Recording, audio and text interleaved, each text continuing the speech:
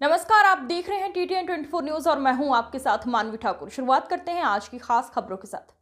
हरदोई जनपद के सुप्रसिद्ध कस्बा मल्लावा से दक्षिण में स्थित बाबा सुनासिर नाथ मंदिर में जिले की एडमिनिस्ट्रेटिव जज मंजू रानी व जिला जज संजय शुक्ला सा परिवार बाबा भोलेनाथ का पूजन अर्चन कर आशीर्वाद लिया। मंदिर में उपस्थित आचार्य पंडित राम गोविंद शास्त्री व पंडित मंगल मिश्रा, पंडित रवि शास्त्री, पंडित संजय शास्त्री, पंडित रिंकू शास्त्री द्वारा बाबा भोलेनाथ का रुद्राभिषेक पूजन कराया गया। साथ में उपस्थित अन्य न्यायमूर्ति लाल बिहारी गौड़, CGM अतिरिक्त जिला जज कुसुमलता, श्रद्धा तिवारी, ADJ अंजलि रानी, ACJM सपना तिवारी, ADJ व पेशकार श्रवण व अनिकेत उपस्थित रहे।